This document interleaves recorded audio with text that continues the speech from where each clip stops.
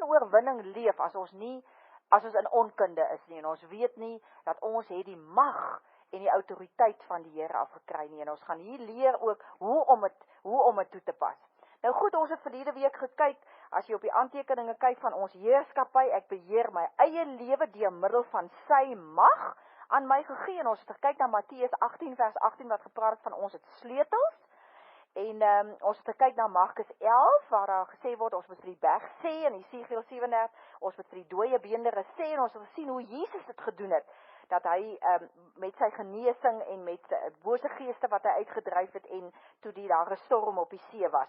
Nou ons het nou nog nie uitgekom by Lukas 10 vers 19 nie, so ek wil hê ons moet nou gou soontoe blaai, dat ons gou sien wat staan daar. Lukas 10 vers 19.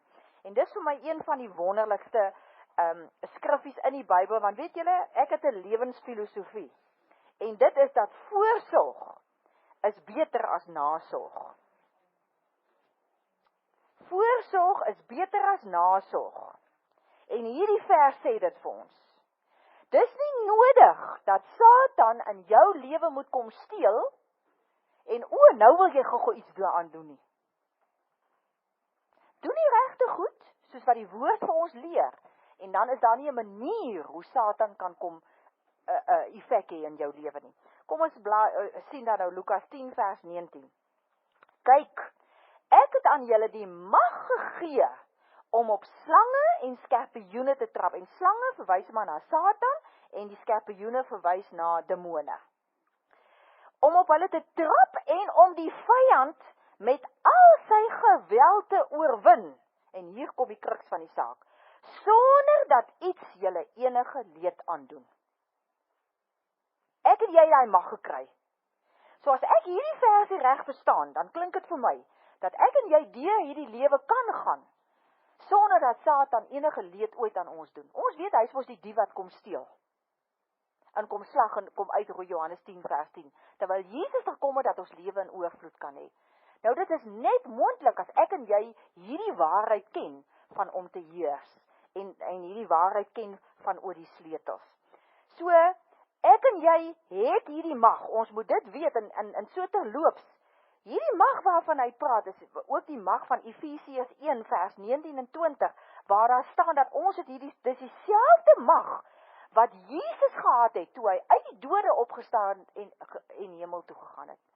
Daai mag. Paulus bid, en hy sê, Efesiërs, ek bid dat julle daai mag in julle gestalte sal kry. Daai mag is binne my en jou, dis die Here se mag. En ek wil net weer gou sê hier, asseblief mense, julle moet my nie verkeerd verstaan nie. Jy's nie 'n God nie. En dis nie jou mag nie. Dis die Here se mag wat in jou is. Ons gaan nog later vanaand daar uitkom, dat dit gaan oor 'n absolute afhanklikheid van die Here. Goed. Jy sien, as ons nie hierdie goedes glo waaroor ons nou praat, dan moet ons 'n lewensfilosofie hê van whatever will be, will be. Maar as ons weet dat ons het die mag om autoriteit te neem, ons het sleutels om oop te sluit en toe te sluit, dan is nie whatever we will be nie, maar dan weet ons dat dit is in ons vermoë om beheer uit te oefen oor dinge wat gebeur in ons lewe. Kom ons blaai ook na Efesiërs 3 vers 20 toe. Ek gaan hom nou eers vir jou lees in die gewone nuwe vertaling, en dan gaan ek hom vir jou lees in die woestverklaring. Nou, Efesiërs 3 vers 20 in Afrikaans sê, aan hom wat deur sy krag, wat in ons werk, magtig is om oneindig meer te doen, as wat ons bid of dink. So sien julle hier, dat hy werk deur ons, deur middel van sy krag. So as ons nie daai krag op 'n manier beskikbaar stel nie, dan kan hy nie deur ons werk nie. Verstaan julle dit? Hierdie Engels, hierdie woestverklaring sê dit verskriklik mooi. Kom ek lees gou vir julle hierso. Hierso staan, God is able to do for us and answer our prayers according to the efficiency, riches and power of the working of the Spirit in our lives. This latter, dis nou hierdie working of the Spirit in our lives, is determined by the yieldedness of the believer to the Holy Spirit. Met ander woorde, die mate wat jy oorgee aan die Holy Spirit. Thus, the saint, en dit beteken nou ons wat gelowiges is, the saint determines what God is able to do for him. In his inherent ability, there is no limit to what God can do in and through the saint. But the saint limits the working of God in and through him by the degree of his yieldedness to the Spirit. Verstaan julle? So wat hy hier sê, die mate wat ek oorgee aan die Heilige Gees, sodat ek nie in beheer is nie, is die mate wat God, die Heilige Gees krag wat in my is, kan gebruik, sodat daar 'n effek in my lewe kan wees. Dit is eintlik baie eenvoudig. Maar dit is een van ons grootste probleme. Goed, kom ons gaan kyk nou hier na hoe kan ek en jy die mag wat van God, op watter manier kan ons mag uitoefen? Die eerste manier is deur middel van sy Heilige Gees krag binne in ons, en dis die krag van Filippense 4 vers 13 wat sê, ek is tot alles in staat deur Christus wat my die krag gee. Dis daai selfde krag van Handelinge 1 vers 4, toe net voor Jesus opgevaar het hemel toe sê hy vir sy disippels, julle moenie Jerusalem toe gaan nie, maar wag totdat die gawe van die Vader, wat hy beloof het, die belofte van die Vader, dat dit vir julle gegee word. En dan kom hy in Handelinge 1 vers 8 en sê, en julle sal krag ontvang, wanneer die Heilige Gees oor julle kom, en julle sal my getuies wees. So, hierdie Heilige Gees krag wil ek nou spesifiek praat oor oorwinning oor ons sondige natuur, om 'n Jesus karakter te leef. Okay? Verseker is hierdie Heilige Gees krag ook, wat nodig is. Onthou julle toe die vrou met die bloedvloeiing vir Jesus aangeraak het, toe sê hy, wie het aan my geraak, want die krag vloei uit my uit. Dis dieselfde krag. Maar kom ons gaan nou, as ons kom by die woord, gaan ons op die genesing konsentreer. Kom ons praat nou spesifiek oor, hoeveel mense sê en praat, jy weet, ek het nou maar 'n swakkie meer, en ek is nou maar so. Ja, almal moet my nou maar so aanvaar. Of jy weet, ek het nie die vermoë om sekere goed te doen nie. So aanvaar my nou maar so, ek kan dit nie doen nie. Kan nie onthou nie, ek kan nie name onthou nie. Hoeveel van ons het dit al gesê? Ek sukkel om dit of dit te doen. Ons sê sulke goed. Weet jy, deur jou hore, jy gaan nou volgende week, gaan jy nou hoor, hoe werk die sleutels, wat volgende week praat ons oor die sleutels. Deur die goed wat jy sê, bepaal ons lewens. Julle weet dit al, ons het al baie Bybelstudie daaroor gehou. En dit maak, dat die Here nie daai krag wat binne in jou is, kan gebruik, sodat jy kan oorwinning kry oor jou swakkie meer, en dan nou, dat jy nie kan onthou whatever jy moet onthou nie. Goed, so dis waaroor dit gaan hier, sy Heilige Gees krag. Kom ons blaai na Galasiërs 5 vers 16 toe. Nou, terwyl jy soontoe blaai, wil ek net gou vir die wat nou nie is hierso, of miskien die heeltemal hierdie gedagte ken nie. Jy het 'n geesdimensie, waarin die Heilige Gees woon, as jy 'n wedergebore kind van God is. Maar jy het ook 'n sondige natuur. En hierdie verse praat daarvan. Nou, jou sondige natuur is die ou mens. Hy wil lewe soos die ou mens. Terwyl die Heilige Gees wat in jou geesdimensie lewe, hy wil, dis die Heilige Gees wat vir jou moet jou praat en vir jou sê, moenie nou kwaad raak nie, moenie nou vloek en skel nie, moenie nou 'n tantrum gooi nie, kalmeer. Nou het ek 'n keuse vir wie ek wil luister. Okay, so dis hierdie stryd al ewig tussen die, wat die Heilige Gees vir my sê, hiervan uit my geesdimensie uit, en die sondige natuur wat weer sy ou mens wil gaan, soos wat jy 20 jaar terug was.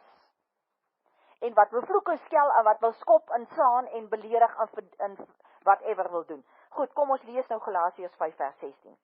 Wat ek bedoel is dit, laat julle lewe steeds deur die Gees van God beheers word, dan sal julle nooit soeg voor die begeertes van julle sondige natuur nie. So wie moet my lewe beheer? My karakter beheer? Die Heilige Gees. En nie die sondige natuur in my nie. Want die oomblik as die sondige natuur dit doen, dan doen ek verkeerde goed. Jy sien, dis hoekom Paulus ook in Romeine 7 vers 19 sê, die goeie wat ek wil doen, dit doen ek nie. En die slegte wat ek nie wil doen nie, juist dit doen ek. Dis die oomblik wanneer jy die slegte doen, dan moet jy weet, my sondige natuur het hier opgetree. Nie die Heilige Gees nie.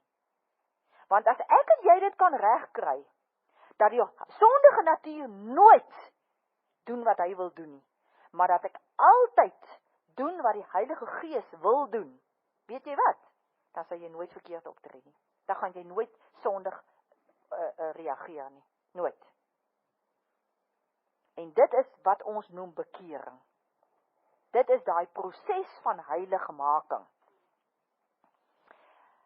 Jy behoort te weet, dat die Here nie wil hê, dat jy moet sonde doen nie. Ek het al na hierdie voorbeeld verwys, ek wil weer aan haar verwys, wat die Here vir Kain gesê het. Toe hy in Genesis 4 vir Abel wil doodmaak. Toe sê die Here vir Kain, die sonde lê en loer vir jou agter die deur, maar jy moet oor hom heers. En dis mense, dis presies dieselfde, wat die Here nog elke dag vir ons kom sê. Jy het 'n sondige natuur, wat wil verkeerde goeders doen, maar elkeen van ons moet oor hom heers. Ons moet oor hom heers.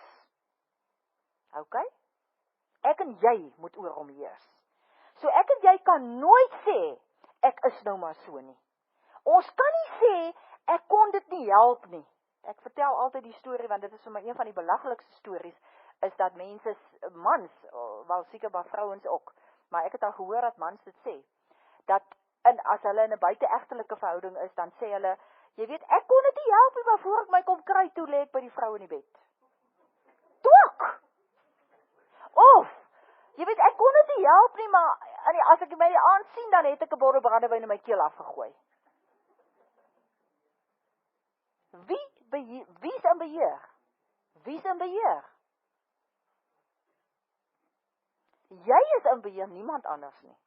Jy het die keuse gemaak om te loop inklim in die bed. Jy het die keuse gemaak om die bottel brandewyn in jou keelgat af te gooi. Nou, nog dieselfde ding. Daai ander ou moet nie tevoorskyn kom nie. Goed, so, behoor julle wat ek vir julle sê? En ek hoop julle wil elkeen wat hierso sit, wil in oorwinning leef oor julle sondige natuur. Jy self daarvoor verantwoordelik, niemand anders nie. Kom ons kyk ook na die tweede skrif hier op die aantekeninge, 2 Korintiërs 12, vers 9 en dan vers 10. 2 Korintiërs 12, hierdie is die gedeelte van wat Paulus praat van die doring in die vlees, wat 'n boodskapper is van Satan, en ek lees maar gou vers 9. Vers 9 sê, die boodskapper van Satan, die doring in die vlees, sê Paulus hier, 3 maal het ek vir die Here gebid, dat het van my al weggeneem moet word, en sy antwoord was, vers 9, my genade is vir jou genoeg, my krag, nou hierdie genade wat hy praat, is van genade krag, my krag kom juist tot volle werking in jou, wanneer jy swak is. Daarom sal ek baie liewer oor my swakhede roem, sodat die krag van Christus my beskutting kan wees. Daarom is ek bly oor swakhede, oor beledigings, oor ontberings, oor vervolging en moeilikhede, ter wille van Christus. Want as ek swak is ek sterk. So wat is hierdie doring in die vlees hierso? Baie mense glo dis siekte, dis beslis nie siekte nie. Vers 10 is die antwoord. Vers 10 sê, dis oor swakhede, oor beledigings, oor ontberings, vervolging en moeilikhede ter wille van Christus. Dis wat die doring in die vlees is. Onthou Paulus was hoeveel maal in die tronk gegooi. Hy het moes verskriklike dinge deurgaan, geslaan al die goeders. En dis waarvan hy praat. En dit is Satan wat mense gebruik om dorings in ons lewens te kom wees. Ek gaan vir jou 3 skrifte gou vinnig gee. Numeri 33 vers 55. Staan daar dat die nasies wat die Israeliete in Kanaan teëgekom het, hulle was dorings, het hulle soos dorings gesteek. So dit is wat hulle doen. Onthou nou weer, skorpioene het mos angels, dis dieselfde tipe ding. Dis mense wat toelaat dat die Satan, demone, deur hulle werk, en wat ons lewens kom nagmaak.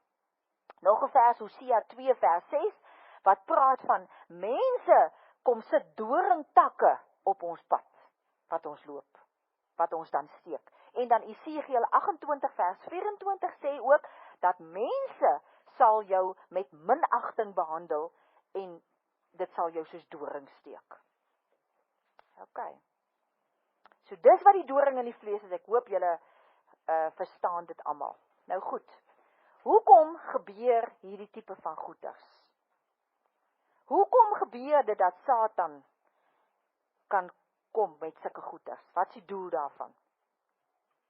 Die doel daarvan is dit wat hier in Lukas 22 staan. Ek gooi hierdie nou ekstra in, want dit is vrae wat opkom oor hierdie goeders. Want as ek en jy in 'n situasie kom, dat ons moet nou optree, hier is nou dorings in ons tak, hier is goeders in ons lewens, mense kom en hulle kom beledig ons, of mense maak die lewe vir ons moeilik, dan is dit soos 'n doring. Nou wat hierdie deel wat ons vanaand oor praat, vir jou sê, is dat die Heilige Gees krag is binne in jou, en hy maak dit vir jou moontlik, om hierdie mense, wat met dorings in jou lewe kom, om vir jou dit te kom moeilik maak. Jy het die Heilige Gees krag om in oorwinning te wees. Om vir jou sterk te maak, dat jy nie vou onder die versoeking wat voor jou gestel word nie. Lukas 22, vers 31 en 32, kom die Here en hy praat met Petrus. En hy sê vir hom, Simon, Simon, en sy naam was Simon, wat beteken riet.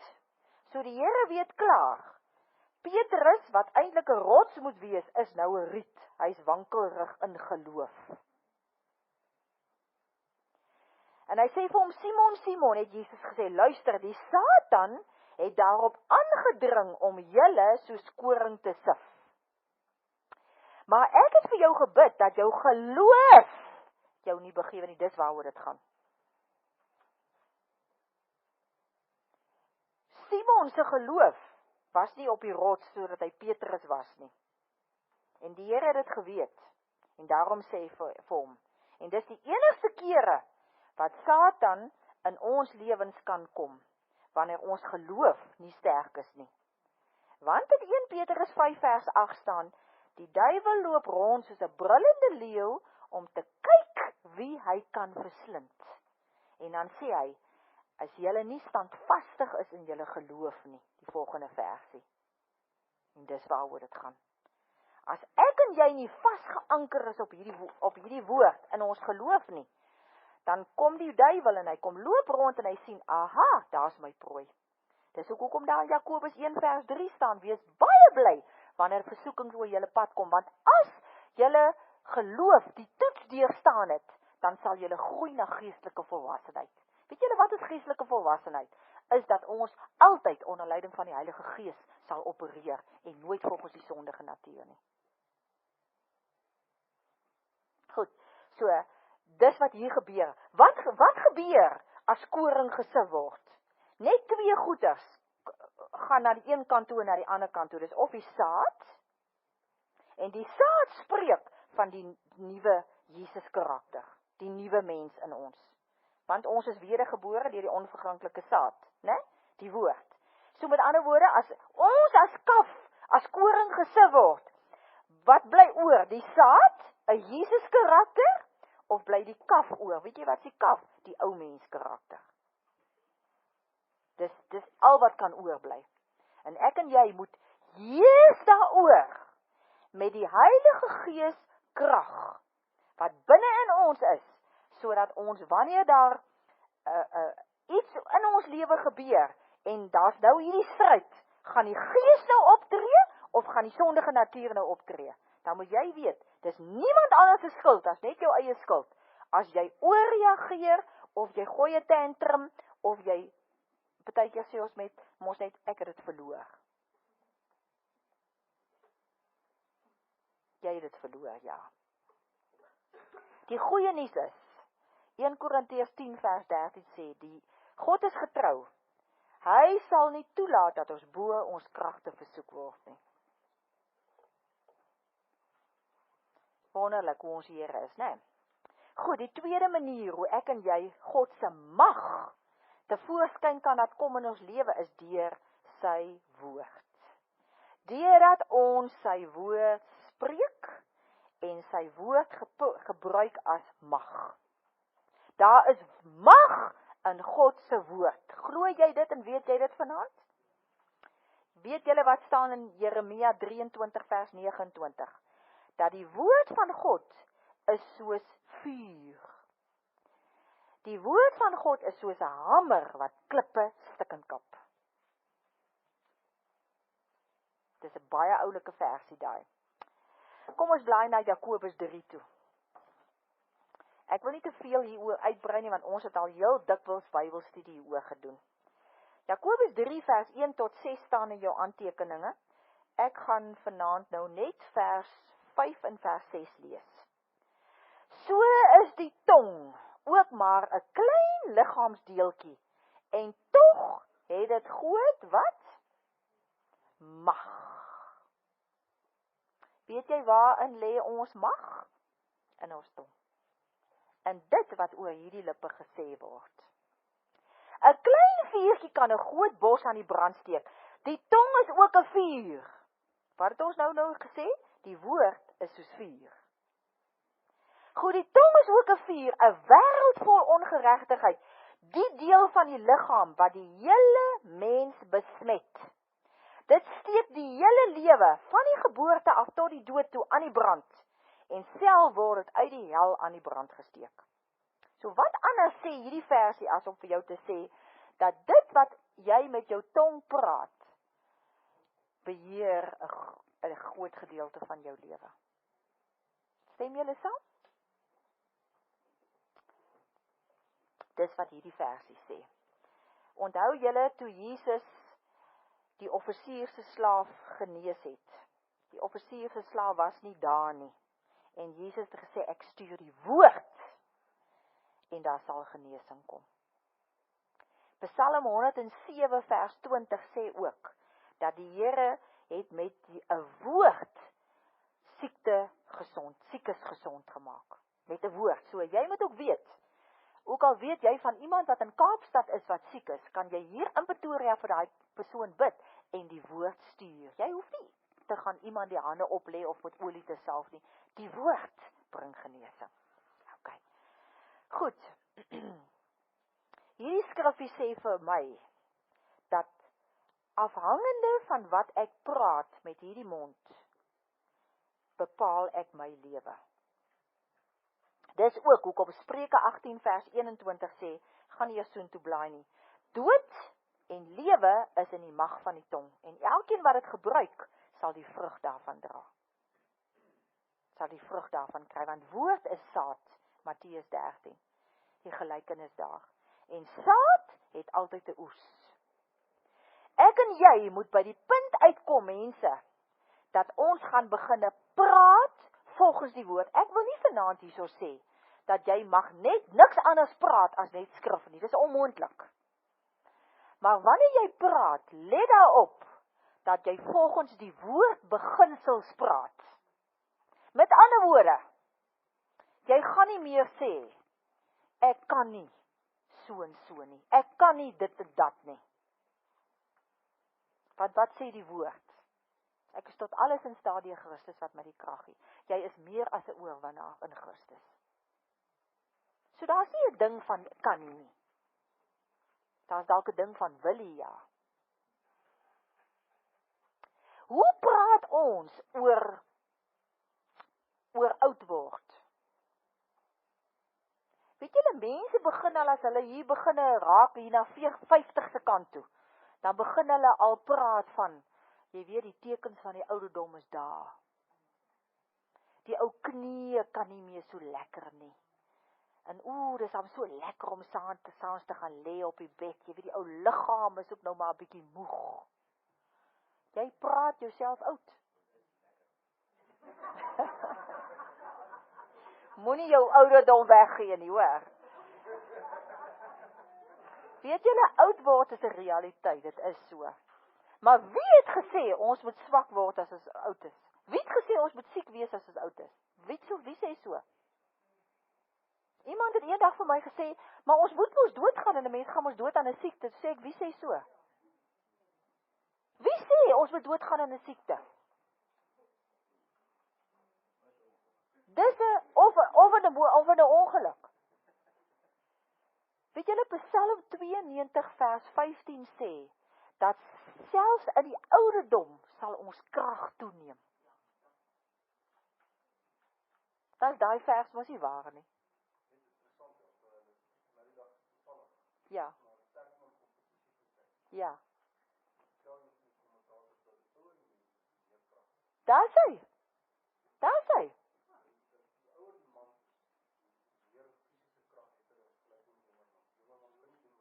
Nou hoor julle nou daar.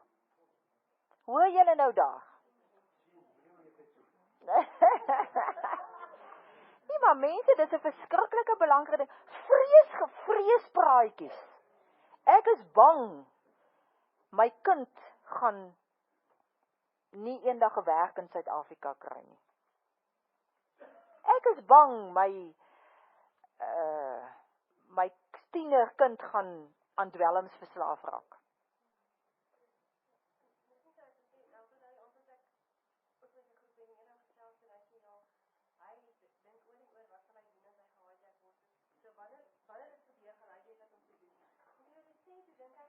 Jy spreek dit oor jouself uit.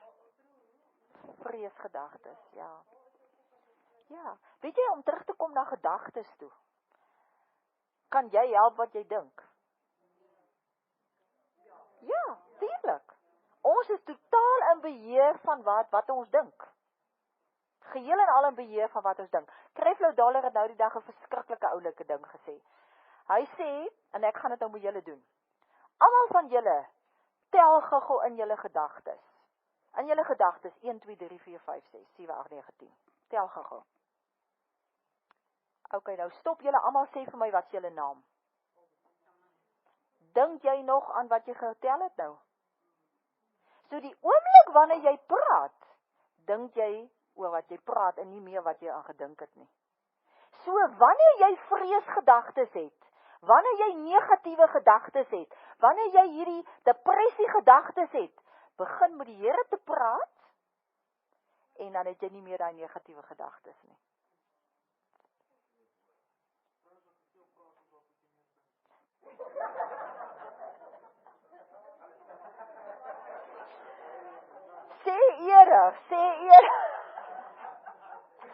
Sê eerder die vrouens en die mans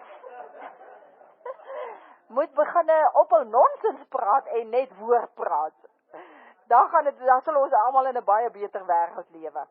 Nee, mense, hierdie goed is verskriklik belangrik. Numeri 14 vers 28, my man se geliefkoeste vers. Wat die Here sê, ek sal met jou maak soos ek jou hoor sê. Nou dit beteken nie, as ek sê, hierdie simptome van my keelvee, nou gaan ek griep word, nou gaan die Here vir my griep gee nie, want hy kan my nie griep gee nie, want hy is nie die siekmaker nie, hy is die geneesheer. OK, hierdie gaan oor spesifiek, waaroor gaan Numeri 13 en Numeri 14, van God wat vir die Israeliete opdrag gee om in Kanaan in te gaan. Die Here stuur vir jou, om na 'n nuwe werk toe te gaan, of om te gaan studeer vir 'n dokter, of om na 'n sendingveld toe te gaan, of wat ook al. Of om iemand te gaan verskoning vra, en jy sê, nee, ek kan dit nie doen nie.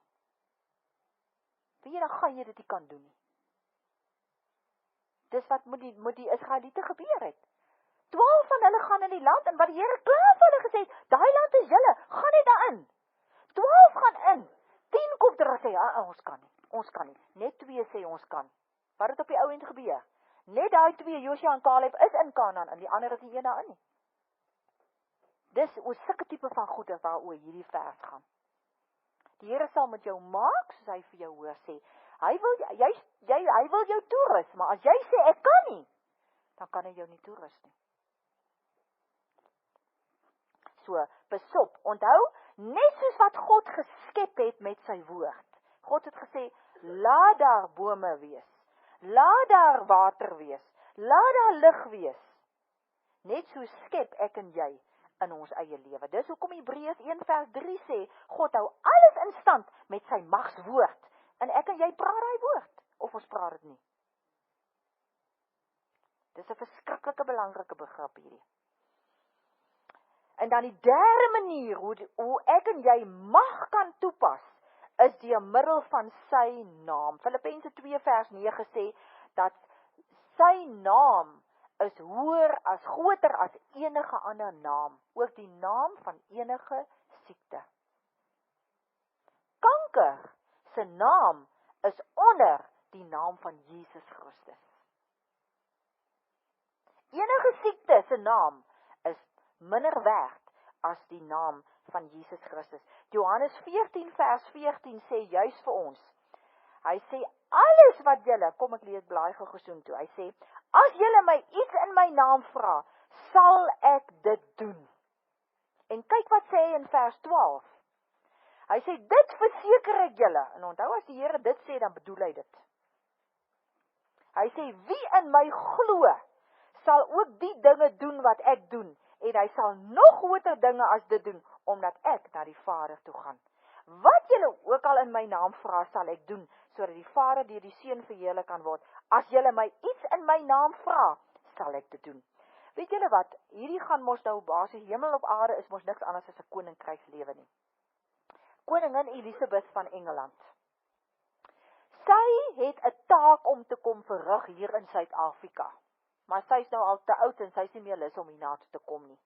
Dan stuur sy haar ou geliefde ou seentjie, ou suurknol Charles, en hy moet Suid-Afrika toe kom en sy sê vir hom, daai boot wat moet gelons word, of wat ook al, of daai paleis wat moet geopen word van Mbeki, gaan jy namens my, in my naam, en gaan doen dit. Presies dieselfde. Jesus is weggegaan, hy is nie meer op die aarde nie. Maar hy het vir ons gesê, in my naam, ek vaar jou af. Nee, ons is nie suurknolle nie. Gaan jy en gaan pas my naam toe, en enige iets wat jy vra in my naam, sal ek vir jou doen. Want onthou, dis nie ek wat kan gesond maak nie. Dis nie ek wat die berg in die see kan laat val nie. Dis nie ek wat die bankrekening kan regmaak nie. Maar as ek vra in sy naam, dan doen hy dit. Op sy goddelike manier. Ek en jy het hy mag nie autoriteit om namens hom. Dis hoekom hy in Matteus 10 vers 1 al vir die disippels, toe hy nog op die aarde was, het hy vir hulle hierdie opdrag gegee.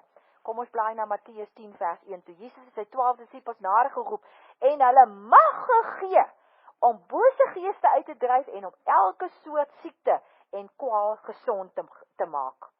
En in vers 8 kom hy, en hy sê, maak siekes gesond, wek dooies op, reinig melaatses, en dryf duiwels uit. Julle het dit verniet ontvang, gee dit ook verniet. Mense, hierdie vers sê, wanneer ons bid, dan deur middel van God se krag in my, deur middel van die woord wat ek gebruik, deur middel van my gebed wat sê, in die naam van Jesus, kom sy krag deur my, en deur middel van sy krag vind daar genesing plaas. Ek kan nie vra, Here, kom maak u vir wie ever gesond nie. Hy het dit klaar gedoen aan die kruis op Golgotha. Ek is afgevaardig om dit namens hom te doen. Julle het, feitlik almal van julle het 5 like potatoes gesien. Daar's 2 sterfgevalle in 5 like potatoes. Die een is die swart vroukie wat die weerlig doodgeslaan het. En Angus het gekom, en hy het by daai vroukie gaan kniel. Dit was omtrent, ek dink, sy eerste wonderwerk wat deur sy hande plaasgevind het. En hy het dan gesê, in die naam van Jesus staan op, en daai swart vrou het onmiddellik lewendig geraak. Die tweede geval waar daar was, is die klein seentjie wat onder die trekke gekom het. Onthou julle? En wat het Angus gedoen daar in die hospitaalgange? Hy het so gestaan teen die muur en gesê, ag Here, asseblief, moet tog net nie laat die kind doodgaan nie, ag Here, help! Hy het geen autoriteit geneem nie. Hy het nie gebid in die naam van Jesus nie. Hy het nie gebid laat die woord daai kind gesond maak nie. En daai kind het gesterf. Dit help nie jy bid. Here, as dit u wil is, kom maak u hierdie kind gesond nie. Die Here is die geneesheer. Dis nie 'n kwessie van hy gaan nou besluit, hy wil nou hierdie ou en daai ou wil hy nie. Daar was nie 'n enkele persoon wat Jesus, toe hy op die aarde gesien het wat siek was, wat hy gesê het, weet jy, ek moet nou eers gou by my pa gaan hoor, of hy vir jou wil gesond maak nie. Hy het ieder en elke persoon gesond gemaak, en dit geld nog vandag presies dieselfde. Elke persoon wat siek is, het Jesus klaar voorgesterf aan die kruis, maar hy het vir my en vir jou nodig, om te heers op hierdie aarde, oor jou eie simptome, oor jou eie siekte, en oor ander mense se siektes. Ons het daai mag gekry, dit help nie, jy het dit, en jy gebruik dit nie. Kom ons kyk na hierdie voorbeeldjie in Handelinge 3 vers 6.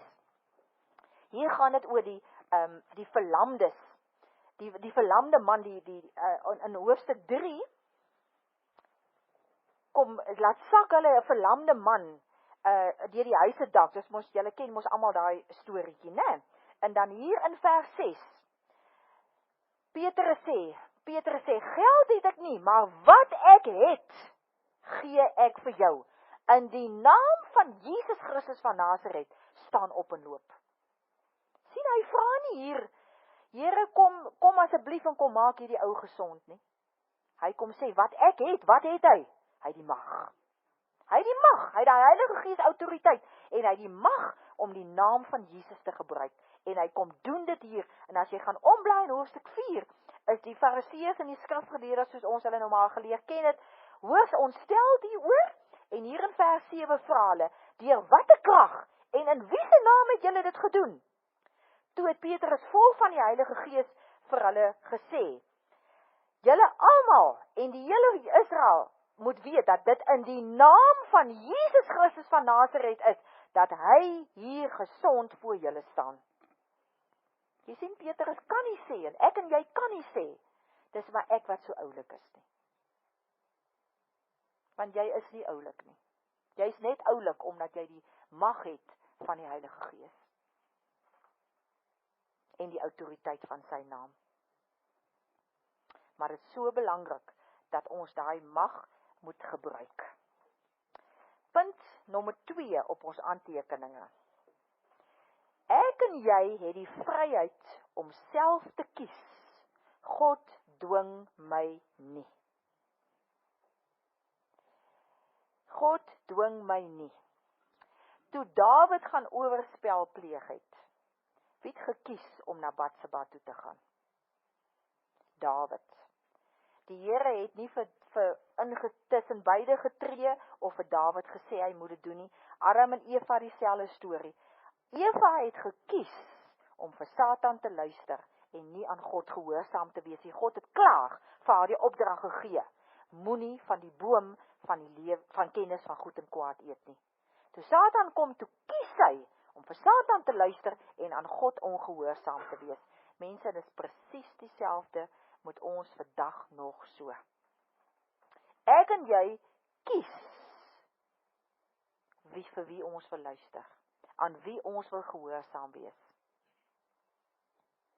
Ek en jy kies ook of ons hierdie mag waarvan ons nou net gepraat het, die autoriteit van die Here se naam, die autoriteit om sy woord uit te stuur, ons kies of ons dit wil gebruik of nie. Ek en jy kan nie sê, hy is die gawe, ek het nie die gawe nie. Ons almal, 1 Korintiërs 12 sê, dat ons almal die gawes van die Heilige Gees, ons kan dit hê, daarom sê hy, lê jou toe daarop. Ons kan kies of ons dit wil gebruik.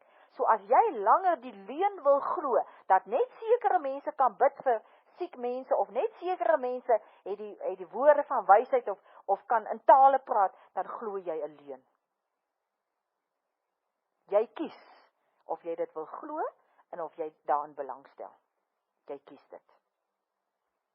Jy kan kies of jy vir die berg wil sê, berg val in die see. Stem julle saam? Jy kan kies wanneer jy in die oggend wakker word met 'n keelseer, of jy wil praat van, hier kom die griep, en of jy onmiddellik autoriteit wil neem en sê, in die naam van Jesus, simptome gaan weg. Jy kan kies. Jy kan kies. Die skrifgie wat ek hier op het, is Deuteronomium 30. Deuteronomium 30 van vers 14 tot 20. Ek gaan dit nou nie eers lees nie. Weet julle, hierdie hele stuk sê net, dat die woord, hy praat hier van die gebod, maar dit spreek van die woord, is naby aan jou. Dis nie in die oorkant die see, of in die hemel, of buite jou bereik nie. Dit is, jy ken dit, jy kan daaroor praat, jy kan daar volgens lewe, en dan gaan hy aan en hy sê, ek het vandag die lewe in die voorspoed, die dood in die teenspoed aan jou voorgehou. Dan sê hy, kies die lewe, sodat jy en jou nageslag kan lewe. Weet julle, ons het die woord, en ons het die leuns. Die woord is die waarheid. Jy kan kies. Jy kan kies wat jy wil toepas in jou lewe. Jy kan kies wat jy wil sê, jy kan kies wat jy wil dink, en jy kan kies waaroor jy wil beheer neem. Jy kan kies wat 'n woordbeginsels jy wil toepas. Jy kan kies of jy wil, as ons as vrouens, of ons wil onderdanig wees aan ons mans, of nie. Ons kan kies, ja, maar as ons dit nie doen nie, dan kies ons verkeerd. Ek sê nie, ons het nie 'n keuse nie. Manne kan kies om byvoorbeeld op pad huis toe, by een of ander drinkplek aan te gaan, en daar te loop sit en drink tot 11 uur of 3 uur in die môre. Jy kies dit. Die punt is net, wanneer jy dit kies, draai jy ook die gevolge, want daar's 'n oes vir wat jy kies. Dit is so. Dis alles is keuses.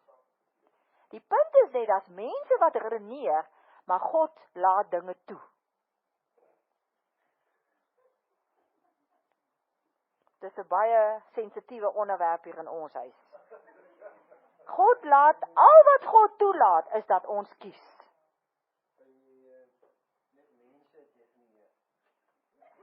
Ek sê, ek noem nie name nie, just follow my eyes.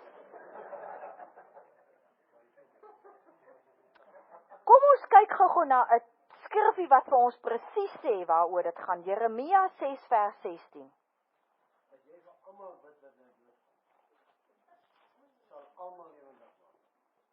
Ja.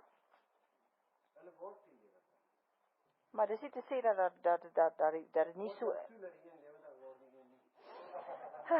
Toch. Jeremia 6 vers 16. So sê die Here, staan by die kruispaaie en kyk, en vra na die ou paaie, vra watter pad die beste is en loop dit, dan sal julle rus vind. Maar hulle het gesê, ons sal nie daardie pad loop nie. Dis 'n keuse. Jy kan, die Heilige Gees is altyd daar om vir jou te herinner aan die woord. Die Heilige Gees is daar om vir jou te sê, moenie nou dit doen nie, of doen dit.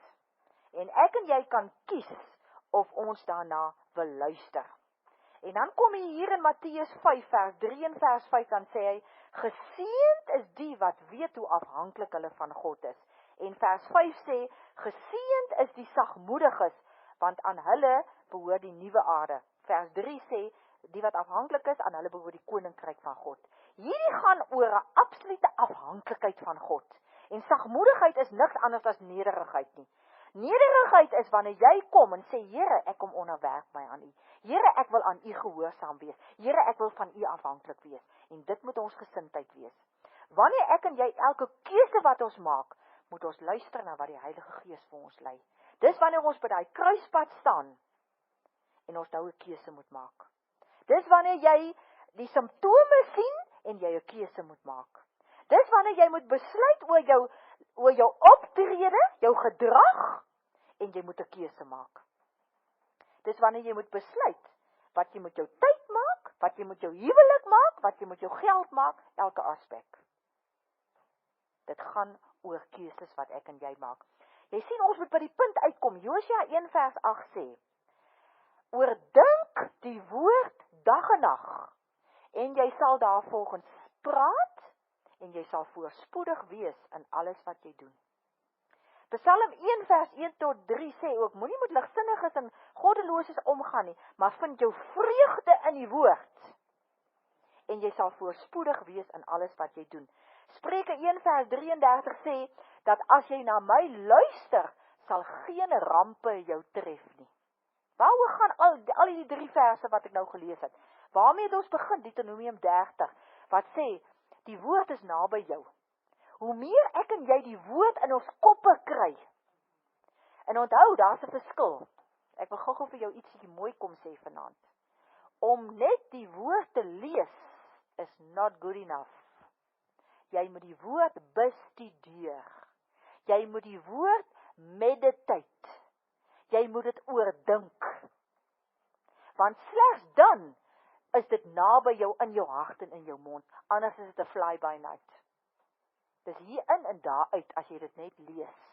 Maar jy moet dit bepeins, jy moet dit oordink, dat dit so deel van jou denkpatroon kan word, dat wanneer jy die oomblikke keuse moet maak, dat dit vanself gebeur. By daai punt moet ek en jy uitkom. Dat is dit maklik om te kies. Want ons gaan outomaties die regte keuse maak. Weet jy, ek verstom my, vir kinders van die Here, wat byvoorbeeld in buite-egtelike verhoudings is, of voorhuwelikse verhoudings is.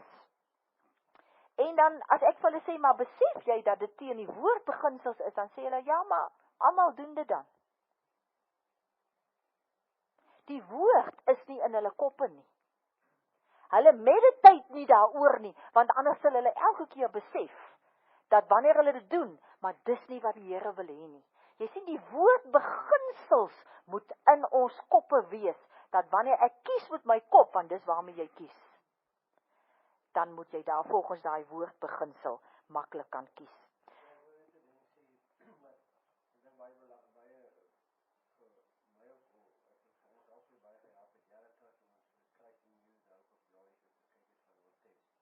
Dit is ook 'n oefenproses om bewus te wees van die Here, van die Heilige Gees. Dan hoor ek, ja. By dit, natuurlik alles help, maar jy moet ook oefen om te luister. Ja. Dit is wat baie mense sê, want hulle hoor nie die stem van die Here, hulle hoor nie die leiding van die Heilige Gees, omdat hulle ingestel is daarop. Ja. As jy die woord mediteer en die woord in jou is en so aan, dan is dit makliker, maar jy moet ook ingestel wees om te hoor van die Here. Ja, maar dit is wat ons hier, hoe meer jy oorgegee is aan die Heilige Gees. Ek leef nie meer nie, maar Christus leef in my. Hoe meer gaan jy na hom kan luister. Dis alles waaroor dit gaan. Oor 'n oorgegewe lewe aan die Heilige Gees. Miles Monroe wat hierdie boek geskryf het, Principles of the Kingdom, hy verduidelik dit baie mooi. Hy sê ons is soos 'n wille perd wat mak gemaak is. En 'n makgemaakte perd het nog altyd sy eie wil, maar hy is totaal afhanklik van sy afrigter. En dis waarby ek en jy moet uitkom. Ons het nog steeds ons eie willetjies van ons sondige natuur. Maar ons moet totaal en al onder beheer van ons afrigter wees, die Heilige Gees.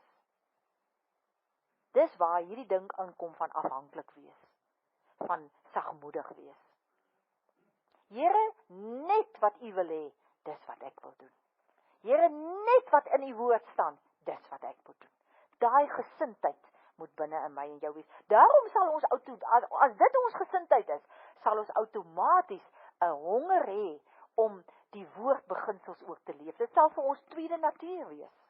Dit is wat ons wil doen. Daar's nie 'n ander opsie nie. Ek luister nie na wat die wêreld vir my sê nie. As die wêreld iets praat wat teen die woord is, dan skiet ek dit onmiddellik af. Want ek bepeins die woord, ek weet wat die Heilige Gees van my wil hê, en dit is vir my ipso facto, dat ek net dit doen en niks anders nie. Jy sien, hy help ons as ons hom vra deur gebed. Dis wat hy ook nou deurdat ons bid. Jakobus 1 vers 5 sê, dat as julle wysheid kort kom, bid dit van God af. En ek moet ook nog 'n vers vir julle hierby sê, Jakobus 5 vers 16, wat sê, die gebed van die gelowige het 'n kragtige uitwerking. Jy bid nie maar sommer net as 'n tweede opsie nie. Jy bid omdat jy weet, daar's resultate in jou gebed. In Johannes 11 vers 42 het Jesus gesê, Vader, ek weet dat U my gebed verhoor. Hoe oortuig is jy daarvan, dat as jy vir iets bid, dat die Here jou gebed verhoor? Hoe oortuig is jy daarvan?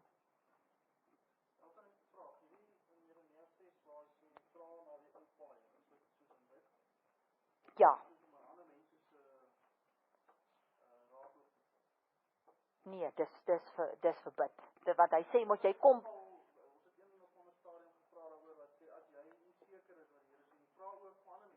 Vir bevestiging. Dis reg. Ja.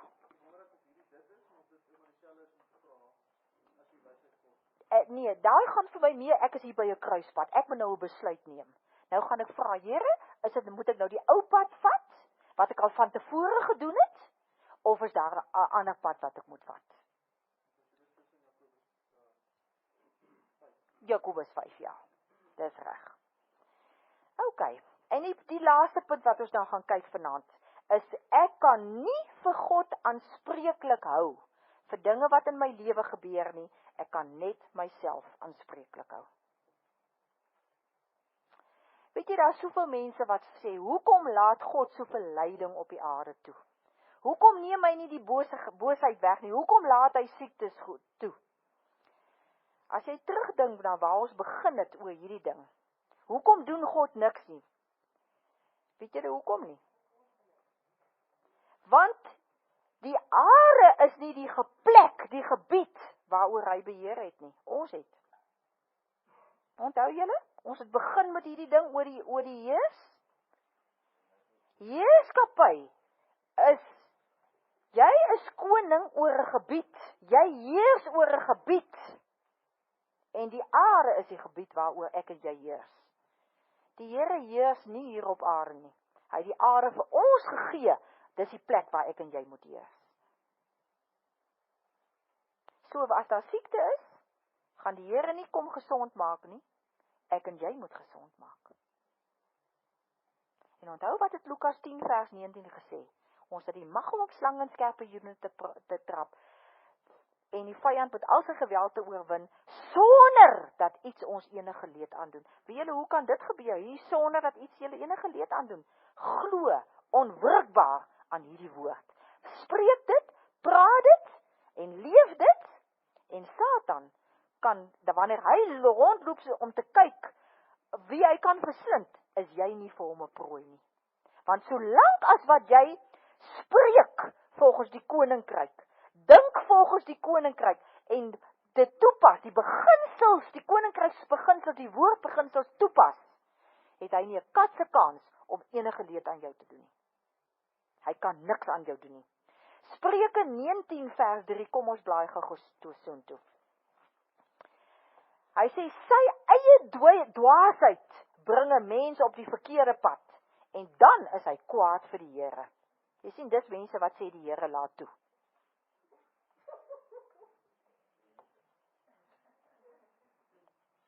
Sy eie dwaasheid, weet jy wanneer is iemand dwaas? Psalm 53, vers 3. Psalm 53, vers 3. Van die hemel af kyk God die mense deur om te sien of daar een verstandige is. Wanneer is ons verstandig? Een wat na die wil van God vra. Jy sien, Kobus, dis wanneer jy by daai kruispad staan. Wanneer jy by 'n kruispad staan, vra jy, Here, wat is U wil?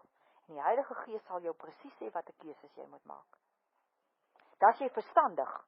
Nou sê hy, hierdie vers sê, Spreuke 19 vers 3, sy eie dwaasheid, met ander woorde, dis mense wat nie vra, Here, wat is u wil nie, wat nie die woord toepas nie, wat nie doen wat die Heilige Gees sê nie, dan bring dit vir jou op die verkeerde pad, en dan is jy kwaad vir die Here. Die Here het niks daarmee te doen nie.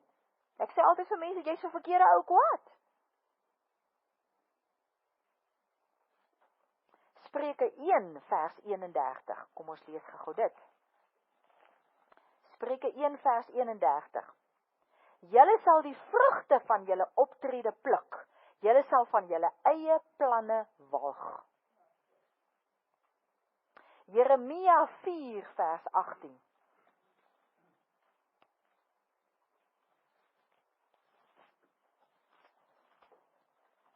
Jeremia 4 vers 18. Jou eie optrede, jou eie dade het hierdie dinge oor jou gebring. Dis jou eie boosheid wat dit so bitter maak, wat jou in jou hart tref. Jy sien, dit is wanneer ons die verkeerde goed praat. Of nie die mag en die autoriteit gebruik nie. Dan is dit ons eie optrede. Jeremia 2 vers 17 sê maar basies dieselfde ding. Hy sê hier, jy het jou dit self aangedoen, omdat jy my, die Here jou God, verlaat het, toe ek jou op jou pad gelei het. Wat is die lig op ons pad? Die woord. Die Here wil ons lei op die pad met sy woord. Maar wanneer ek en jy sê, ek wil nie daai woord doen nie, ek wil my eie kop volg, dan beland ons in die duisternis. So ons kan nie die Here die skuld gee nie, want hy is altyd daar om vir ons die woord is vir ons gegee, en ek en jy kies of ons daarna wil luister. Kom ons kyk gou net hier na Jeremia 6 vers 19. Hy sê, luister aarde, ek bring onheil oor hierdie volk, dis nou Ou Testament, hulle sal die vrugte pluk van hulle planne, want hulle het hulle nie aan my woorde gesteer nie, hulle het verwerp wat ek hulle geleer het. Dis so eenvoudig soos wat dit is. Nog 'n voorbeeldjie wat ek maar net hier op my aantekening geskryf het, Jona. Hoekom het Jona in die walvis se maag beland? God het vir hom 'n opdrag gegee. Gaan Nineve toe, hy wou nie. So is dit nou God se skuld dat hy in die walvis se maag beland het? Beslis nie. Job.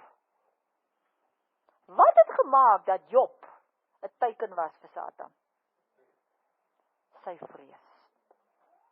Hy het vreesoffers gebring, omdat sy kinders wille partytjies gehou het. Wat moes hy gedoen het? Wat moet ek en jy doen wanneer ons kinders wille partytjies hou? Moet ons in vrees lewe? Hy sê, sit die musiek af, dit gaan ook nie help nie. Dis 'n berg daai, sê vir hy berg val in die see, met die autoriteit van in die naam van Jesus. Het help jy praat teenoor al jou vriendinne van, die tieners wat so party hou nie, hulle gaan almal party hou, solank as wat jy daaroor praat, neem autoriteit daaroor. Want jy het die mag om dit te doen. Okay, so ons moes nou so 'n bietjie jaag hieroor, maar ek dink ek hoop die boodskap het deurgekom. Het die boodskap deurgekom? Volgende week is 'n